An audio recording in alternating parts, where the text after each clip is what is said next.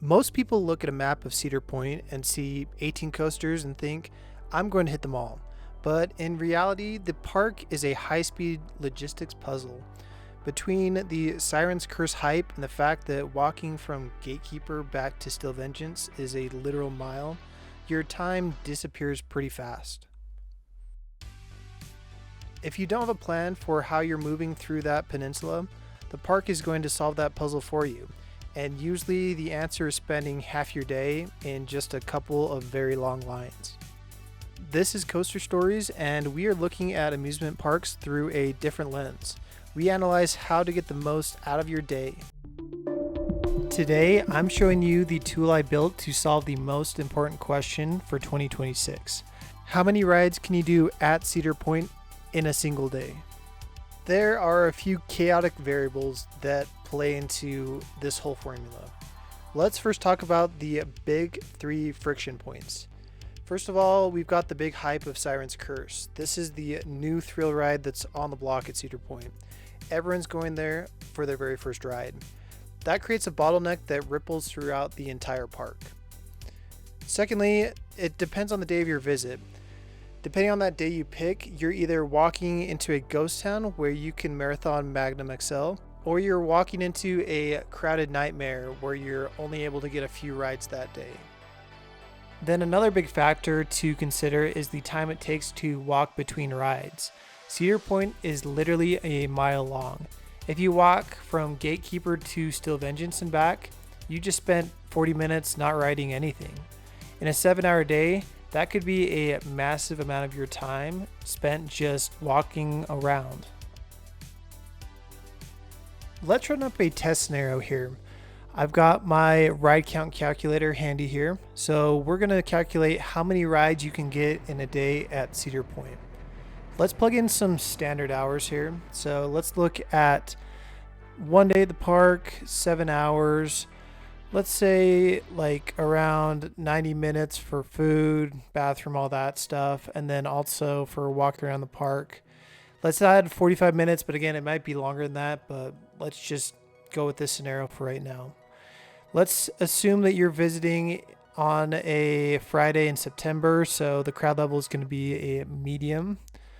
For the entry day ticket or season pass, let's just say you got a $99 season pass. Season pass is already selected down here. Let's drop down to this ride section now. So we have all the top rides listed at Cedar Point.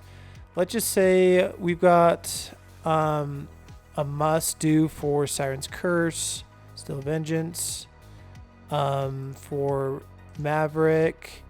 Let's just say we want to ride them all here. So we're gonna just drag this down. Pipe Scream's kind of like a want but not a need. Same with Cedar Creek Minor Ride, Corkscrew. Let's just go with that for right now. Now, how many times do you want to ride each of these rides? Let's just go default of just one for all these for right now, which is going to be a total of 21 total rides if you add all those up.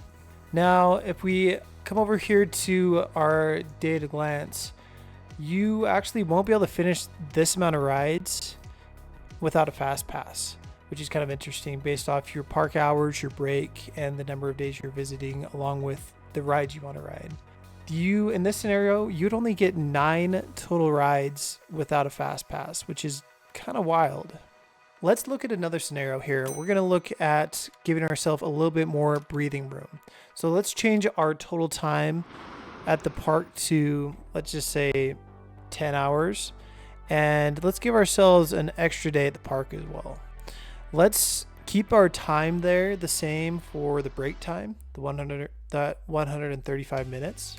And let's kind of see where we're sitting right now. So based off of all that detail, we kept the same rides down here, number of rides we wanted to get. We can actually do everything on our list that we want to do.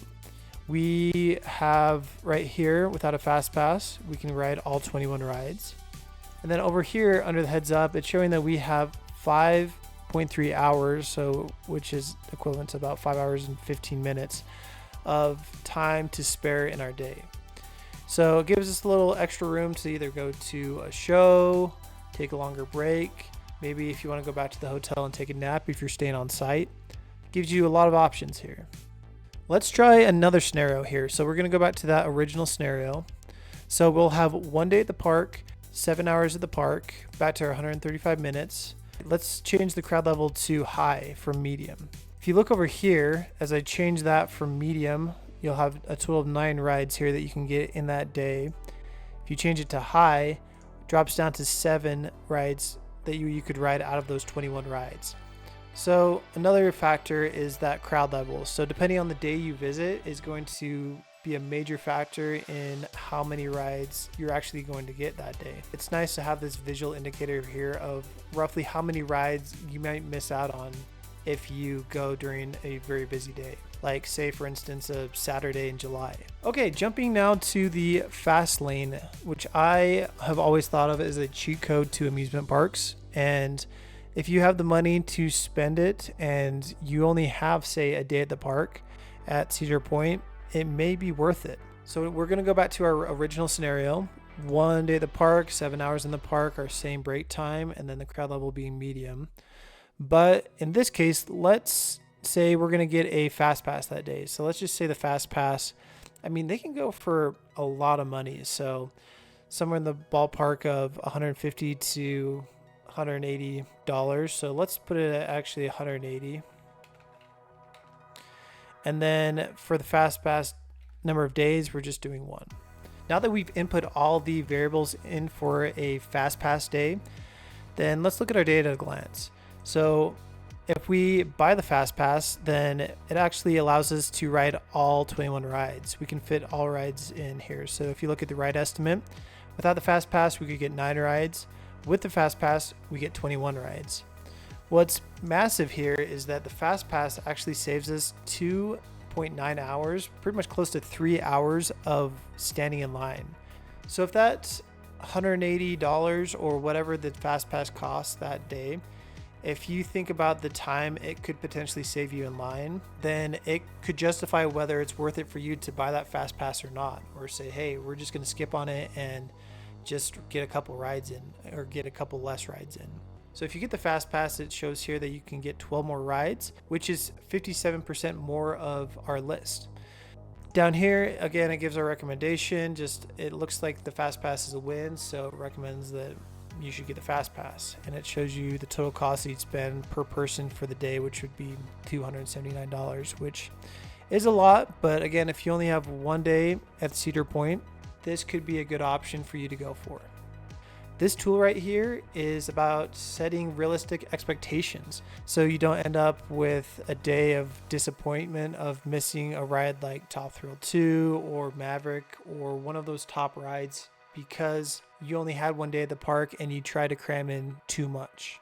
This tool essentially allows you to set some expectations of what your day is going to look like at Cedar Point, which is beyond helpful and something that I'm going to use on my next visit to Cedar Point. And just a disclaimer here, I've got to be honest, I'm just a strategist. I'm not a psychic. Ohio weather can be unpredictable. Sometimes rides just break down. Wait times are always just an estimate. This tool will give you a solid baseline so you can plan your trip of a lifetime without the constant stress of checking your watch. I want you guys to have this tool. I call it the ride count calculator, and it's the exact tool that I will be using on all my future trips. If you want this tool, click the link down in my description and I'll send it over for free. Let's make sure that you actually get all the rides you want to do in 2026.